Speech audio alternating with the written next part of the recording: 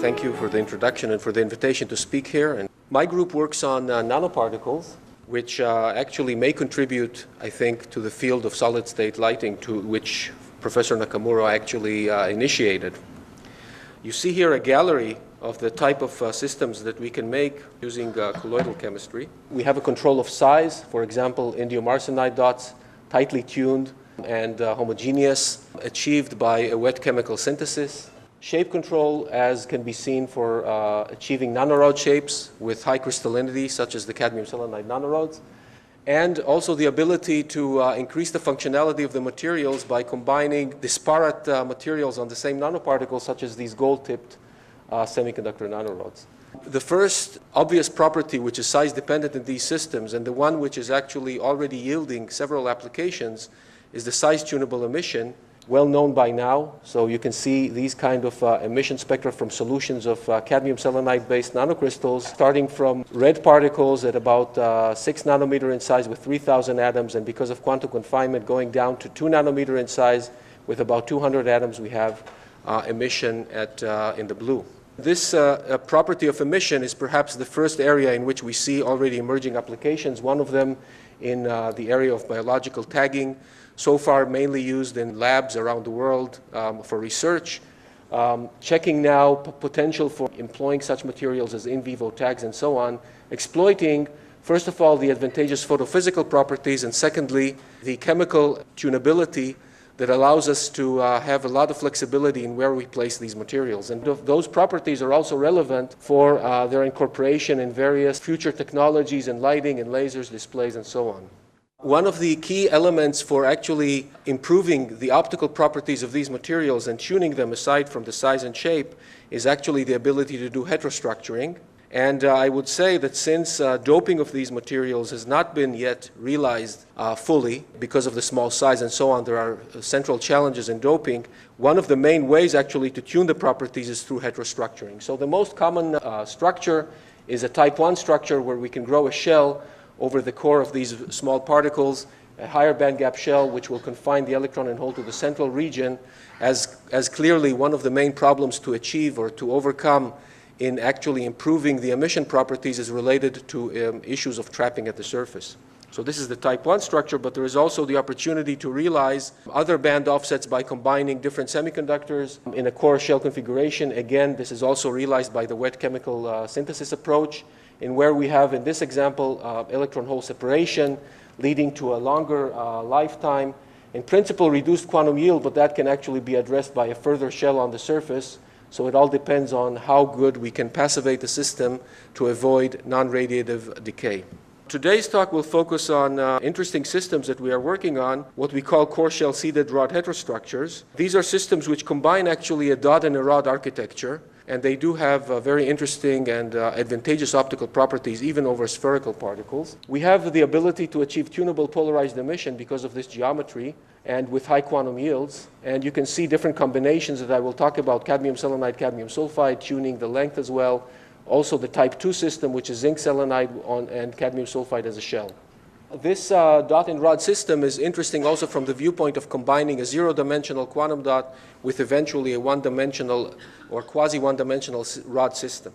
I'd like to cover several issues with this, including a way to actually extract band offsets, which are, as I mentioned before, critical for determining the properties of such materials, and one of the things that is difficult to measure in such a small system. And we use STM and STS to do that. I'll talk about multi-excitons in these systems, about how we can image the exciton directly and locate it, and one brief mentioning about the outlook of possible applications in the topic of the prize today, solid-state lighting.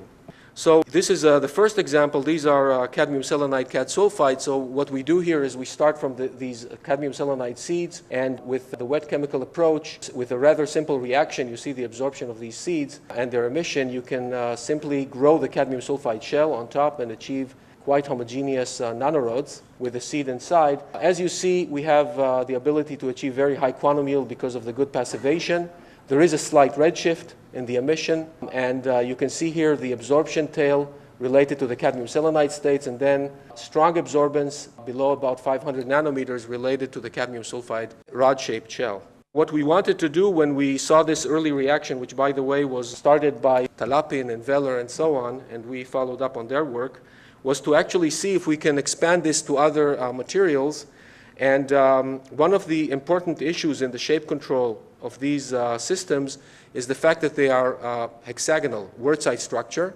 And that is the reason the intrinsic asymmetry in such a crystal is the reason for which you can actually achieve shape control. So here we actually started with the zinc selenide, which is a semiconductor emitting in the blue, but has a cubic crystal structure. And the question is whether or not we will be able to grow a similar seeded rod system. And the answer is yes. Under the suitable conditions, it is possible to grow nanorods. You do see that they're not as homogeneous as the type 1 system because of this structural somehow incompatibility between the word-site and cubic lattices, the cubic lattice of the seed and the word-site lattice of the shell. Nonetheless, what you see is that already 40 seconds after the reaction, what we see in terms of the emission is already significantly redshifted here in black compared to both the band gap of zinc selenide and the band gap of cadmium sulfide. Namely, we already have the type 2 transition in what we see here. And eventually, at the end of this reaction, which only takes about 10 minutes or less than 10 minutes, we have again the feature of red emission. It is broader as compared to the type 1 system. Also, the absorbance has lost some of its shape because of this type 2 character. But clearly, again, at 500 nanometers, we see the abrupt onset of absorbance of this shell, of the cadmium sulfide shell. So you see that we have already the ability to tune the heterostructures. And the first manifestation, I would say, of the type 1 versus type 2 characteristics is clearly seen in the lifetime of the emission, which decays for a 1 over E, a lifetime of a little over 10 nanoseconds for the type 1 system, while the type 2 system has a tenfold increase to 100 nanosecond decay of the emission because of this reduced overlap between the electron and hole wave functions and the excitonic transition of the emission. So the first question that we wanted to address here is actually to try to determine band offsets. And optical spectroscopy cannot really give this information because all you see is just transitions between conduction and valence band states. So in that sense, we have employed scanning tunneling spectroscopy on this unique structure in order to try to directly extract band offsets which actually through the level offsets that we will measure. And again, band offsets in these materials are an important parameter that is really not very easily accessible. And what we typically do is simply use parameters from other studies, from quantum wells and so on, as inputs to what type of band offsets we may expect. So this direct approach is actually an approach using tunneling spectroscopy. This is work done by my colleague, Professor Oded Milot at the Physics Institute in Jerusalem. And we've been collaborating for over a decade on applying STM and STS combined with optical spectroscopy to study the electronic structure of such materials. So the nice thing that we can do here, this is the nanorod placed on a conducting substrate, and then taking IV curves at different locations along this structure, and then looking at the DIDV, which is proportional to the density of states. And what you see here, positions 1 and 2 at the one end and the other extreme of this structure show in the DIDV clearly a band gap, which is rather broad, with conduction band and valence band states appearing in both cases. But when we sit on position 3, we clearly see a narrowed gap, and we see that, moreover, that the narrowing is more or less symmetric, a little bit larger in the conduction band side. So basically what this means is that we can extract directly at least level offsets by this spatial resolved STS study.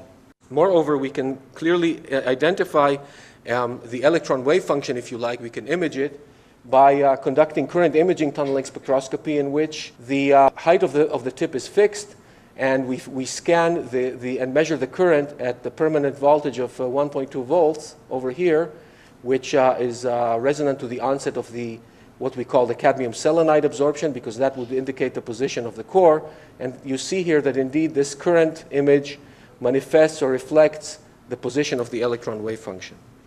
Now, to actually move from this level offset measurement to band offsets, there has to be another step, which is actually the requirement of a model, a theoretical model for the levels, which has its input as for which the band offsets are actually an input, or the unknowns.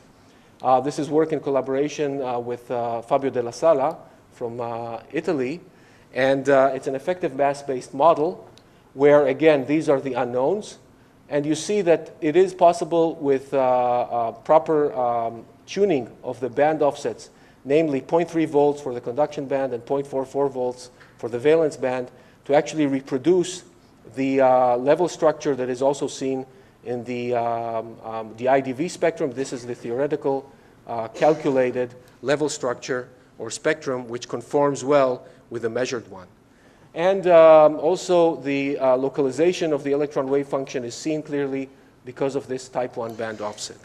So I would say that this issue of type 1 or type 2 was and still is to some extent an ongoing debate, namely earlier work by Muller et al., very elegant work using optics, using lifetime measurements, along with a model actually extracted for a similar structure of somewhat different dimensions, 0-volt band offset in the conduction band.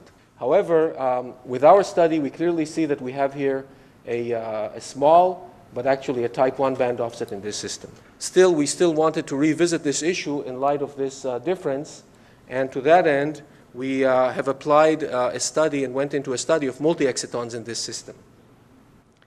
So to discuss multi-excitons, we go back to the optical properties. And here we see a kind of summary of the important processes in quantum dots excited optically. You can form an exciton which will decay very quickly to the conduction and valence band states on a timescale of a picosecond or so. And then it's possible also to create triexciton states by populating further excitons in these levels. This is actually a critical point because it, in principle, is the position of population inversion threshold in a quantum dot, the difference between the exciton and biexciton state. Now, it turns out that this biexciton state can decay actually radiatively with a timescale that would be not so different than the radiative decay rate of the exciton, so about 10 nanoseconds. However, it was found that there are much faster decay processes related to Auger recombination, as you see here in this cartoon, whereby the annihilation of one of these excitons provides energy and excites the electron here, for example. So it's a three-body collision. And by this Auger relaxation pathway, the lifetimes are limited to about 10 to 100 picoseconds. So this is what you have to compete with if you want to actually think about lasing in these kind of systems. And indeed, multi-excitons are very relevant for lasing. And this is data from older work from 2002 in which we demonstrated lasing optically pumped from nanorods in a cylindrical microcavity. As you see here, we have whispering gallery modes of this lasing mode, and we see clearly the threshold lasing behavior of the nanorods. The main points here were that we actually achieved a significantly lower threshold than spherical dots, attributed partially also to the reduction in the Auger rates, which I've mentioned earlier. And it's also possible to achieve polarized lasing because of this rod architecture, which provides polarized emission. So now we go into looking at the multi-excitons in these seeded nanorods. And the methodology that we employ, a methodology that was initiated by Dr. Dan Noron, who was a postdoc with me several years ago and now a very successful faculty member at Weizmann, was a methodology which is basically a state-filling methodology, what we call Quasi CW multi-exciton spectroscopy. So it's employing nanosecond pulses, which means that at 5 nanoseconds we are significantly longer than the Auger relaxation time. So over this 5 nanosecond pulse time, we can transiently populate our system gradually by increasing the intensity of the pump pulse through the exciton state, and then if we increase it further, biexciton, triexciton, and so on. And therefore, this Quasi CW experiment is analogous to a state-filling approach in which we can then map the emission of the exciton, biexciton, triexciton, respectively. So these are the results for looking at the emission of these multi-exciton states for the type 1 seeded nanorod. So at low excitation powers, you see that we mostly have just the exciton state. And when we increase the power, we have the emergence of this blue peak, which is the biexciton peak. And note that in this case, it's actually redshifted compared to the excitonic transition. Namely, it's a binding biexciton interaction in this type 1 system. At even higher powers, we can observe a third peak here appearing, which is the triexcitonic transition here, shifted to the blue already, because the degeneracy of this first state is twofold. It's an S-like state. And we also see the appearance of a state which is assigned to emission from the cadmium sulfide states directly. The power dependence of these transitions is basically conformal with exciton and biexcitonic transitions. So now if we look at the type 2 system, again, you see the excitonic transition clearly. Then, when we increase the intensity, the blue peak, which is the biexciton, in this case is actually repulsive. It's blue shifted compared to the excitonic transition. Another difference from the type 1 system is that we hardly see evidence for a triexciton peak. We do see it eventually, but it's not appearing and not well resolved. It's a rather small and weak transitions, which basically is consistent with the fact that in this type 2 system, the hole will be localized in the seed, and the electron is delocalized into the shell, so the overlap is weak. So that can bring me back to reiterate the differences in multi-excitonic transitions in type 1 and type 2 quantum dots. We refer here to quantum dots, but similar behavior appears in our seeded rods. In the type 1 system, basically the electron and hole of the two pairs are forced to be in the same core region, which leads to a dominance of the correlation binding interaction and a redshift or binding interaction of the biexciton. In the type 2 case, however, we force the electrons and holes into separate regions. In this example, electrons in the shell, holes in the core, and therefore the repulsion, the Coulomb repulsion, is the dominant term, which leads to a blue shift of the binding interaction. So this is actually quite a sensitive measure of, if you like, of type 1 versus type 2 behavior in these systems. I'll mention in passing that we also saw in this work a different scaling law for the Auger lifetimes, which has been found by others to scale by volume for type 1 systems, but actually scales by volume times the radiative lifetime of the exciton for the type 2 system, which means that in a type 2 case, it is actually elongated, of possible relevance for this problem of achieving more efficient gain in type 2 systems. So now we go back to our seeded nanorods, which are cadmium selenide cad sulfide, in principle type 1, but now we use a seed which is much smaller, 2.2 nanometers instead of 4 nanometers in diameter.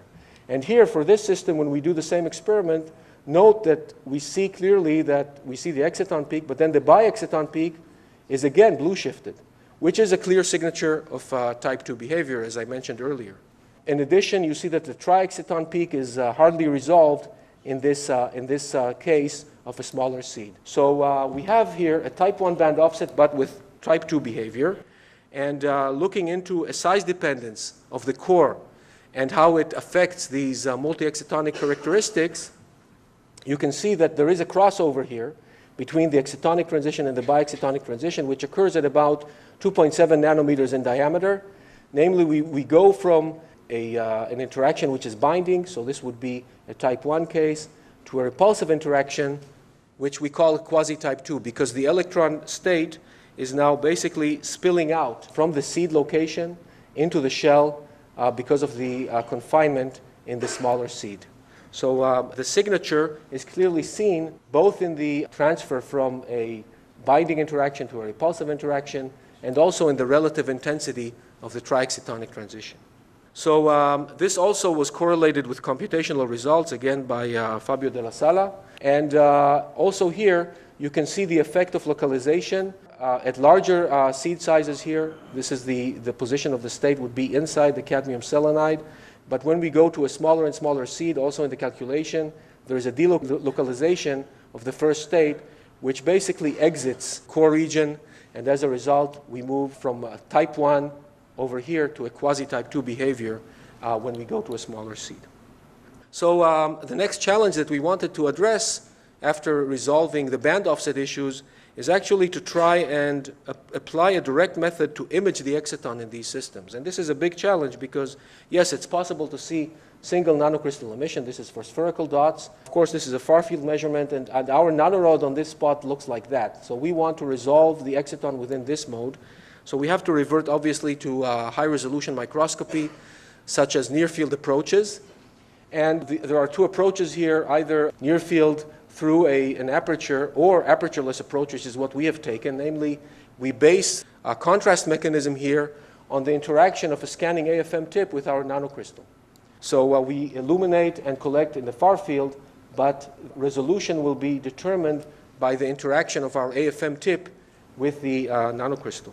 And the inspiration for the first type of interaction scheme that we want to take here is one of tip quenching microscopy, is actually taken from this inspiring and older work, starting from the work of Drexage from the 60s, looking at the effect of a metallic mirror as it approaches a surface with europium complexes. And the emission is eventually, at the very short ranges, is quenched because of energy transfer effects. This was later modeled very nicely by Chance, Proc, and Silby. So how can we use this quenching effect for a nanoscale imaging? Is by actually employing a correlated measurement where we have our AFM scanning on top of the illuminated nanoparticle and basing the interaction of the AFM tip to serve as the quencher or as the interaction object with our nanoparticle. So now the resolution is actually dictated by the sharp AFM tip and not by the far field resolution of the optical microscope. So just to demonstrate how the method works, this would be the topography image, and in parallel to that, as we scan the tip, we can see the intensity image, which is actually taking all the photons that we see, and we are using tapping mode for the AFM. We have to use tapping mode of the AFM because otherwise we drag our nanoparticle. So obviously, because of the fact that during the tapping we have different distances, here you don't see too much. You see streaking, which is related to blinking of the nanoparticle, which is a known effect, but we can't really resolve the position of this nanoparticle.